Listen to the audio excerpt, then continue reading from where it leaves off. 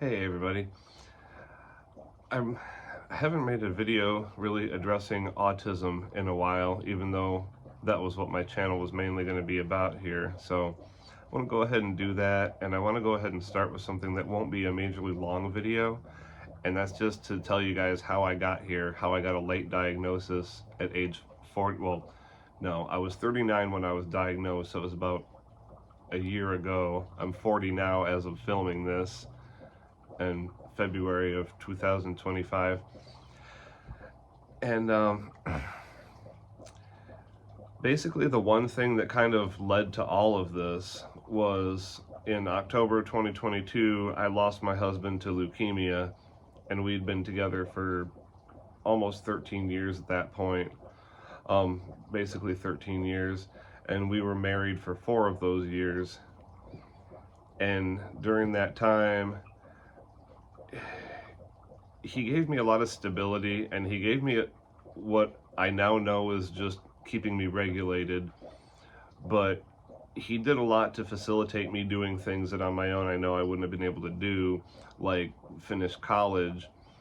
And then we started a business together, and we ran it successfully for 7.5 years.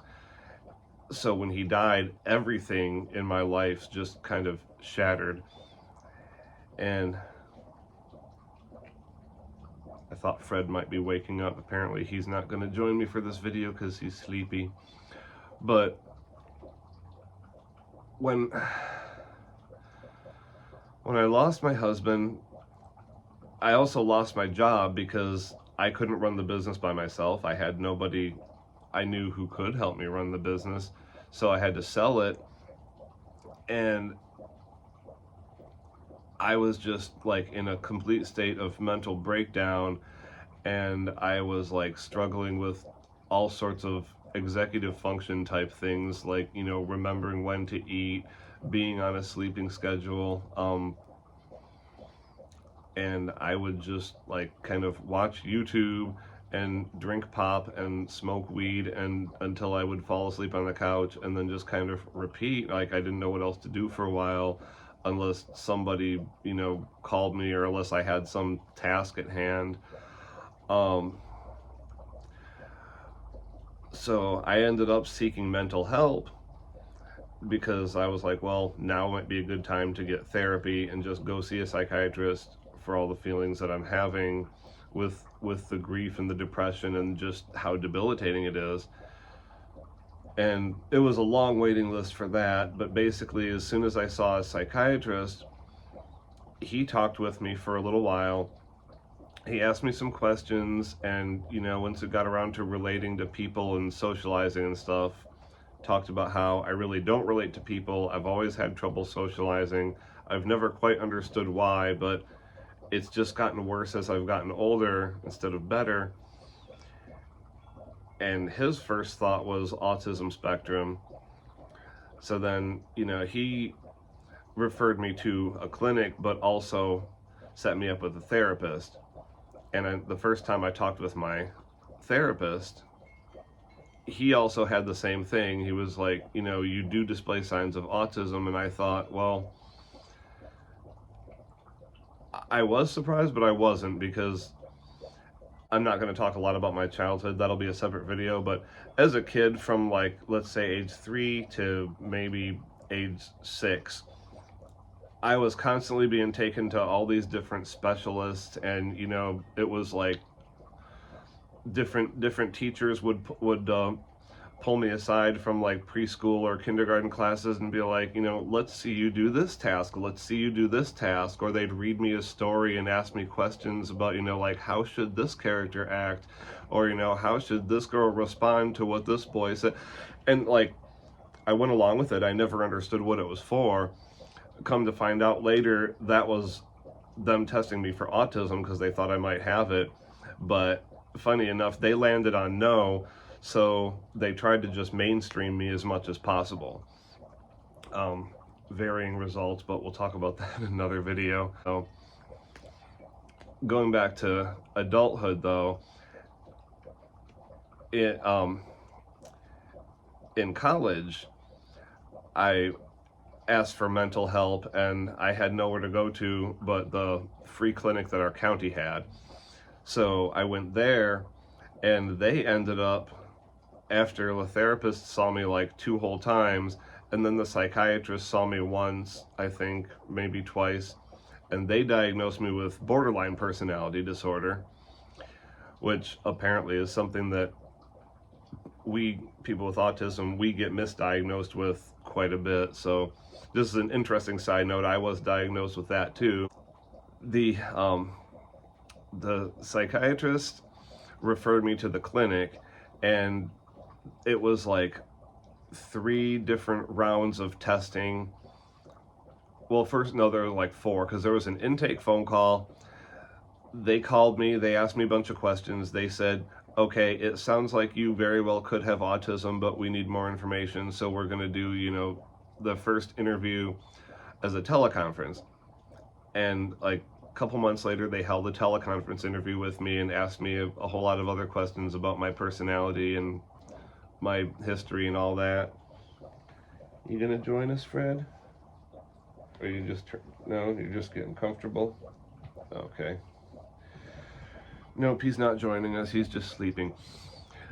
But they asked me a bunch of questions in the teleconference interview, and after that, she said, okay, it's evident that you have some sort of autism spectrum, something going on, and further testing is needed. Oh, and by the way, we're also screening for ADHD, and I thought nothing of that because that wasn't even on my radar at the time. So after that intake, and I had to pay for these too, just to let you know, like, people who say that it's expensive to get assessed for autism, it is expensive, and I was really lucky because I have good health insurance, so I had to pay it still, but in the end I got most of it reimbursed. But a lot of people, they don't get it reimbursed, and it was like, in my case, about $560 that I had to pay out of pocket before I could see any of that get covered by my insurance. So it is an expensive process, and I think it might be more difficult depending on where you live. Here, I'm in the United States. Most of the autism content creators I watch are in the UK, and it seems like it's a lot more challenging over there. So I hope it gets easier for you guys in the UK to get autism assessments. In the end, mine took me about 6 months with the wait times between like all 3 rounds of testing. But when they brought me in for the intensive one, they were testing for intellect and all these other things. I'm thinking that I'm going to be on like the normal to like slightly above average intelligence range, and that I would not have ADHD.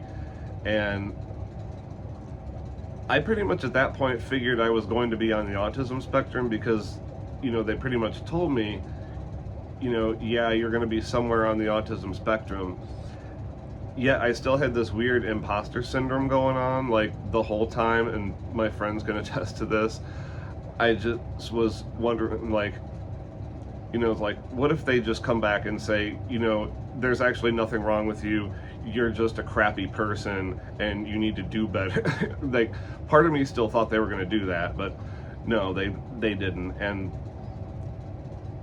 the surprising part was I actually do have ADHD, which was never even on my radar.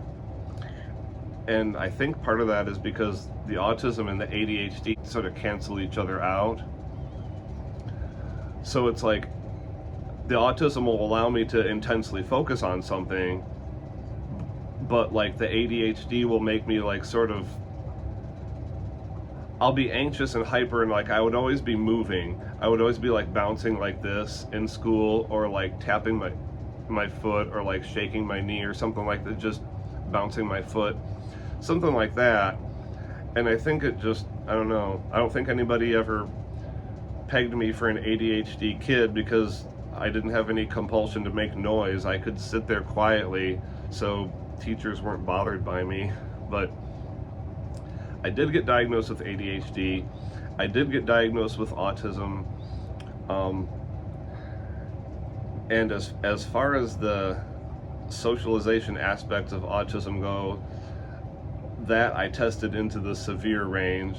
So it kind of made sense to me, a lot of the things that I had problems with. It's like, okay, there's a reason that I have trouble socializing. It's not because I'm stupid, because I actually, not bragging, but I've scored in the high intelligence range, higher than I thought I would, actually. So there's that, but it's just socializing has always been difficult. And the fact that it got more difficult as an adult just always threw me off. So I feel good that I have a reason for that. I have a lot of discovery about myself as far as like how I go forward with myself as being autistic.